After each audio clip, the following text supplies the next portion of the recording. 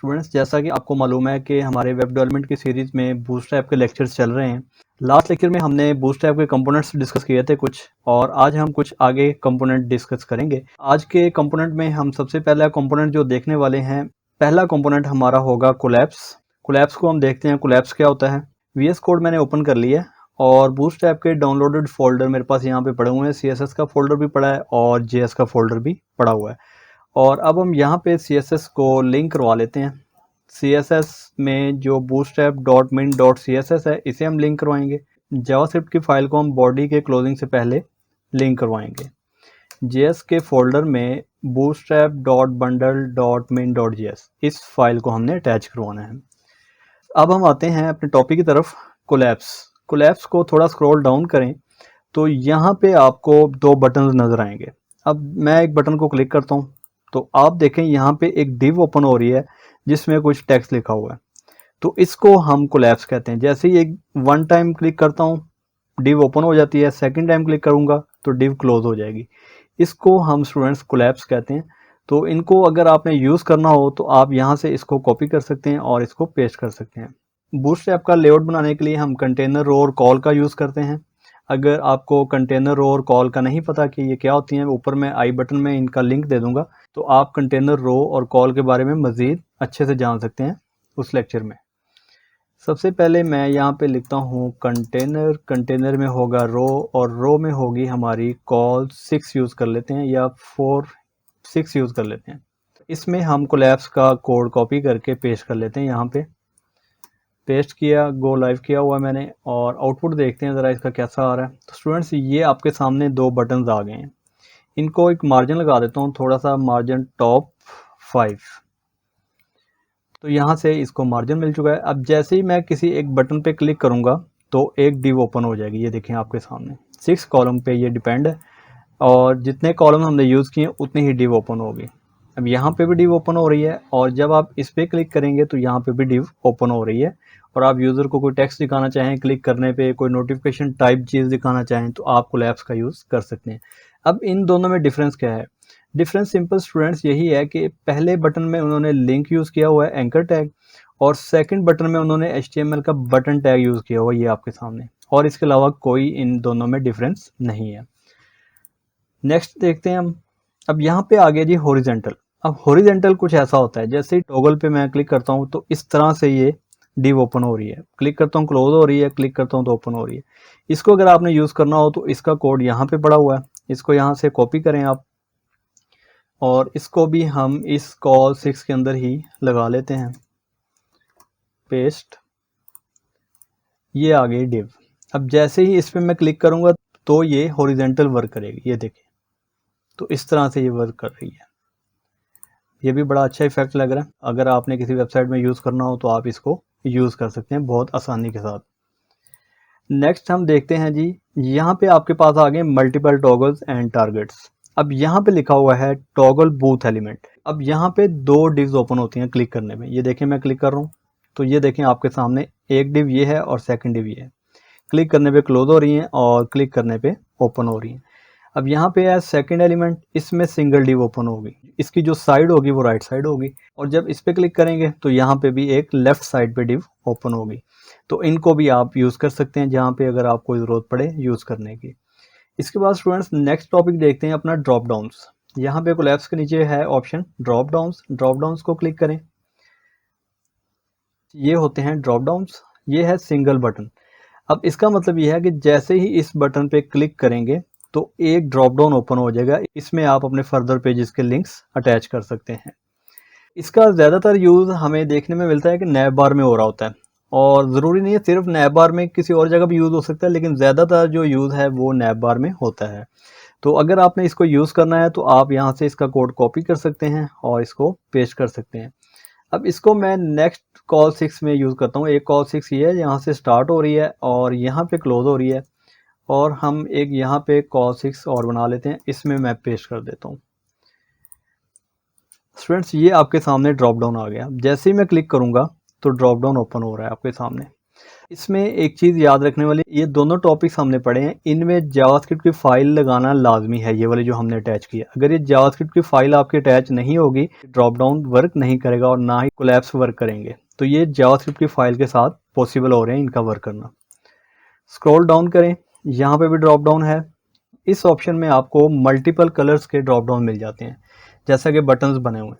अब इनमें इन्होंने बटन्स के कलर लगाए हुए हैं, बाकी काम उसी तरह कर रहे हैं। अगर इनमें से कोई आपने यूज़ करना है तो आप इनका कोड यहाँ से उठा के यूज़ कर सकते हैं। इसको आपने सिंपल कॉपी करना है और जहाँ भी यूज़ करना है आपने इसको पेस्ट कर देना है, आपके ड्रॉप डाउन वर्क करना स्टार्ट हो जाएंगे। ये देखें स्टूडेंट्स, इसको भी ड्रॉप डाउन ही कहा जाता है। नेक्स्ट देखते हैं। अब यहाँ पे आ गया स्प्लिट बटन। अब स्प्लिट बटन ये होते हैं कि अब यहाँ पे क्लिक करने पे ड्रॉप डाउन ओपन नहीं हो रहा, अब इस आइकन पे क्लिक होगा तो ड्रॉप डाउन ओपन होगा। इनमें ये डिफरेंस है, ये देखें आपके सामने, यहाँ पे मैं क्लिक कर रहा हूँ तो ड्रॉप डाउन ओपन नहीं हो रहा। जैसे ही मैं आइकन पे क्लिक कर रहा हूँ एरो वाले पे, तो ये ड्रॉप डाउन ओपन हो रहा है। ये सभी ऐसे ड्रॉप डाउन हैं जिनके एरो पे क्लिक करने पे ये ओपन होंगे, बटन के टेक्स्ट पे क्लिक करने पे ओपन नहीं होंगे। तो ये भी आप यूज़ कर सकते हैं। इसके बाद आ जाते हैं साइजिंग के हिसाब से, मतलब ये लार्ज साइज़ में आपको ड्रॉप डाउन मिल जाएगा और यहाँ पे स्मॉल साइज़ में मिल जाएगा।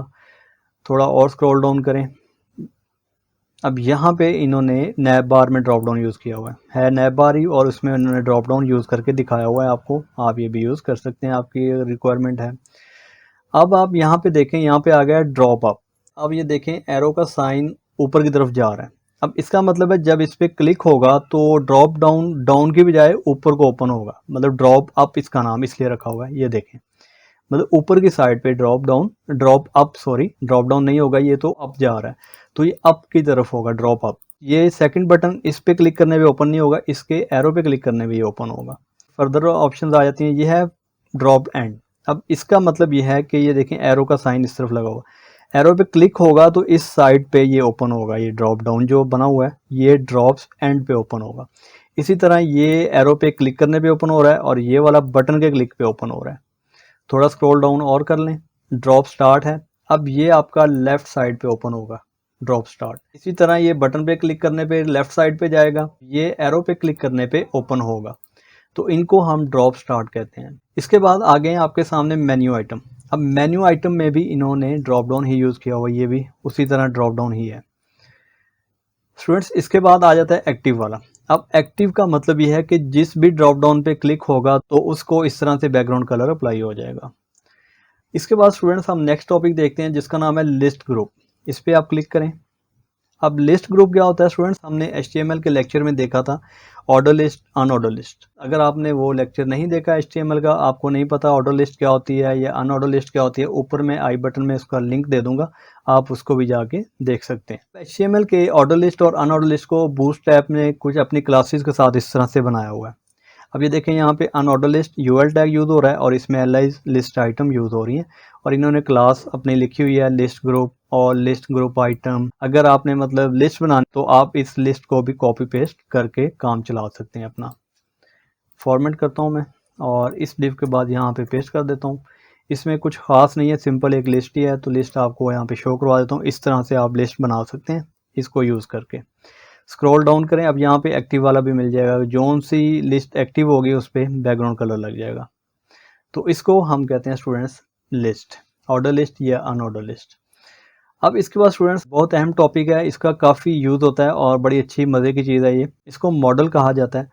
मॉडल यहाँ पे काफ़ी वेबसाइट्स पे बड़ा इफेक्टिव काम करते हैं। इफेक्टिव से मुराद है कि हमने एक बटन बनाना होता है, बटन के क्लिक करने पे उस कार्ड की डिटेल देनी होती है, तो ये बहुत अच्छा लगता है। तो मॉडल काफ़ी यूजेबल चीज़ है। थोड़ा स्क्रॉल डाउन करें तो स्टूडेंट्स पहले मैं आपको मॉडल का डेमो दिखाता हूँ। यहाँ पे लिखा हुआ लाइव डेमो। अब यहाँ पे एक बटन है, बटन के क्लिक करने पे एक अलर्ट ओपन हो रहा है। बेसिकली ये अलर्ट नहीं है, ये बॉक्स है और इसको क्लोज करने से क्लोज भी हो जाएगा। आपको यूज़ करके भी दिखाऊंगा, अभी मैं सिर्फ आपको इसका डेमो दिखा रहा हूँ। आप यहाँ से स्क्रॉल डाउन करें तो यहाँ पे आपको ऑप्शंस मिलेंगी, ये वाली extra large model, small model. अब जैसे ही मैं एक्स्ट्रा लार्ज मॉडल पे क्लिक करूँगा तो आप देखें एक कंटेनर के साइज़ का बॉक्स ओपन हो जाएगा। ये देखें स्टूडेंट्स, ये एक्स्ट्रा लार्ज और लार्ज काफ़ी यूजेबल चीज़ें हैं, इनको आप बहुत अच्छे से यूज़ कर सकते हैं।